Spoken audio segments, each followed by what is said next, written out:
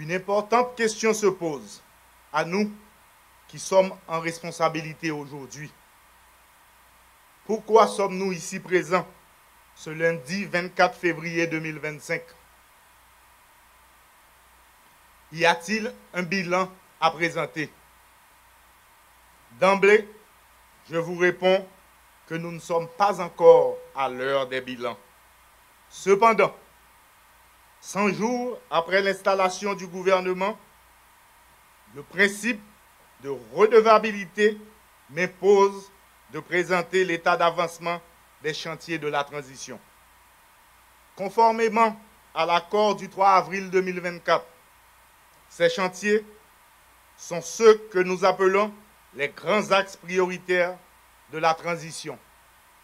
La sécurité et la question humanitaire, le référendum constitutionnel, les élections, le redressement économique, la justice et l'état de droit.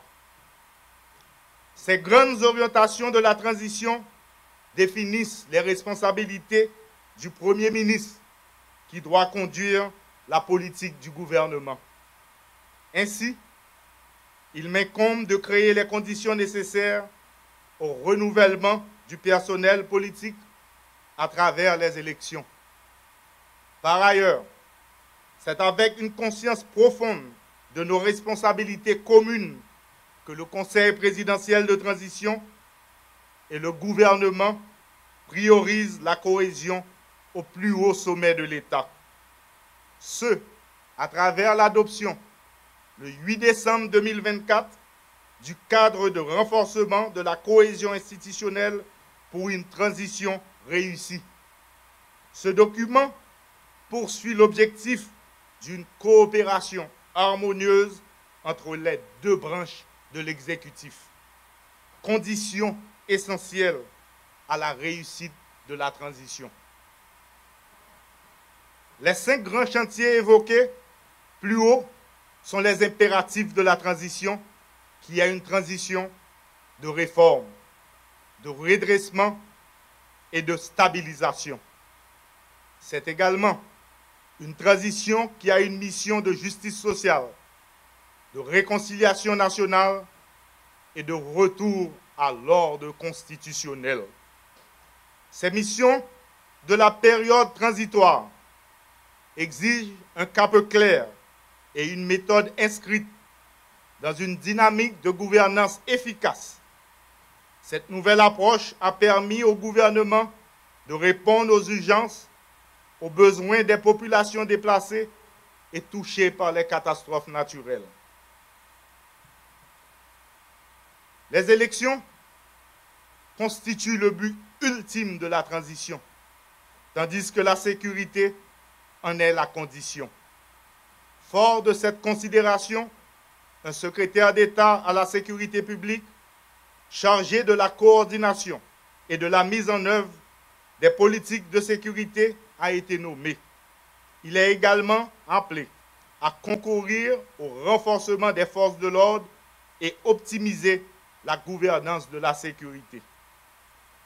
Notre engagement pour le rétablissement de la sécurité est marqué par un investissement massif dans les équipements de la PNH et une meilleure prise en charge des policiers et employés civils de la PNH. À cet effet, la 34e promotion de la PNH, baptisée Vertière, a bénéficié du plein soutien du gouvernement quant à leur formation et leur encadrement sur le terrain. Nous sommes confrontés à une crise humanitaire nécessitant une réponse urgente et coordonnée du gouvernement. Pour y parvenir, un ministre délégué auprès du Premier ministre à la solidarité et aux affaires humanitaires a pris charge en vue de conjurer la détresse de la population en proie à l'insécurité alimentaire et au déplacement forcé. Depuis 100 jours, nous suivons la feuille de route de la transition. C'est en ce sens que nous avions mis le cap sur les élections. En effet, le gouvernement a déployé les efforts considérable pour compléter le Conseil électoral provisoire et lui a doté d'un directeur exécutif appelé à fluidifier l'organisation électorale. Ces deux actions constituent une étape clé vers la réalisation d'élections libres et transparentes. Notre engagement pour doter le CEP des ressources nécessaires à sa mission a permis à l'institution électorale de procéder à l'évaluation des structures et infrastructures électorales à travers les 10 départements du pays géographique. Le CEP a également procédé au regroupement des membres des bureaux référendaires départementaux et communaux. Sur le financement des élections électorales, le gouvernement vient d'ajouter 10 millions de dollars américains au Basket Fund. Cela ramène la contribution haïtienne à 55 millions de dollars américains. Pour réaliser les élections dans le délai fixé par l'accord du 3 avril, qui est l'obligation ultime de la transition. C'est pour cela que nous avons aussi nommé un ministre délégué auprès du Premier ministre chargé des questions électorales constitutionnelles. La question constitutionnelle se relève un sujet d'intérêt général. La société s'interroge. Depuis nos récentes crises politiques sur l'organisation du pouvoir, le fondement de l'État, le régime des droits et libertés fondamentaux, la défense de notre souveraineté, l'accord du 3 avril 2024 a confié aux institutions de la transition la charge de la réforme constitutionnelle.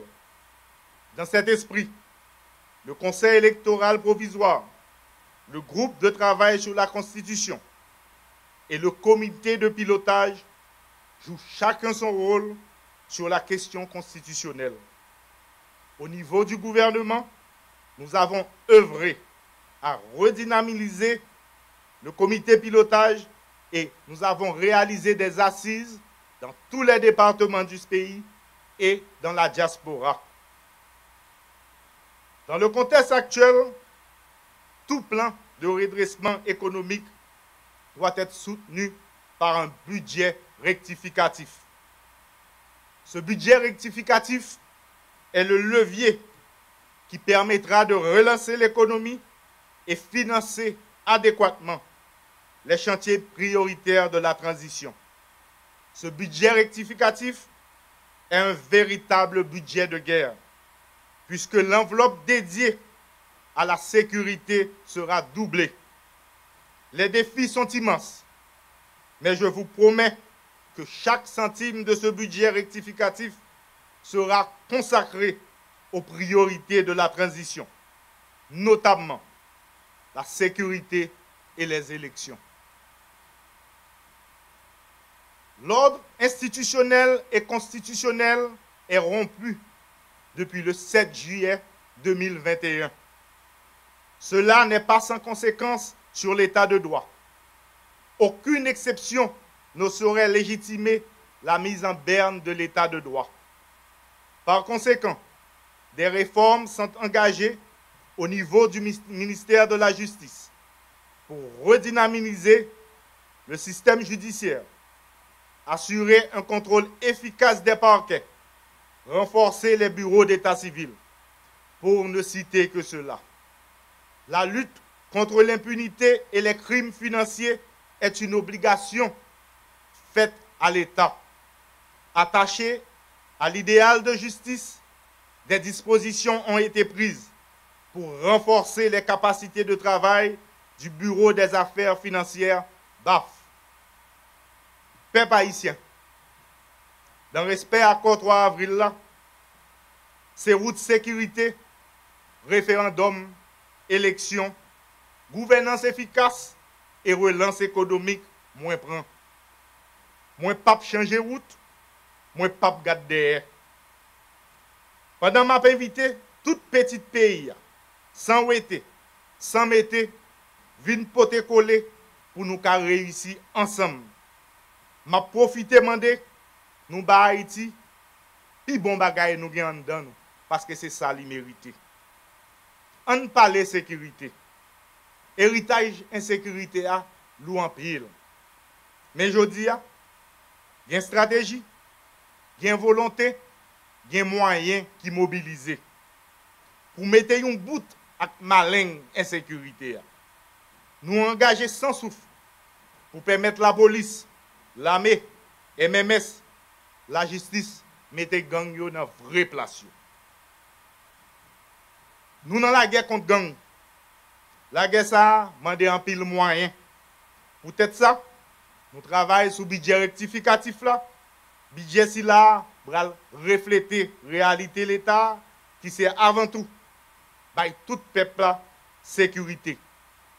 Je dis, sécurité, c'est condition réussite tradition.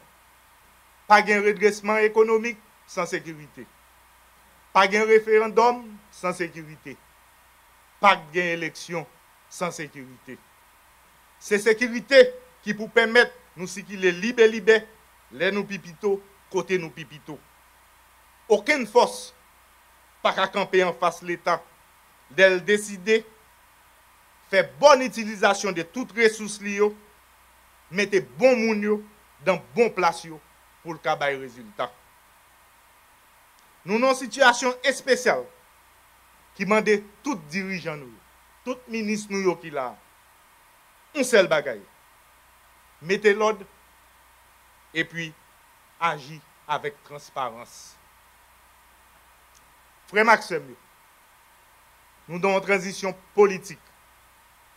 Nous devons faire tourner une opportunité.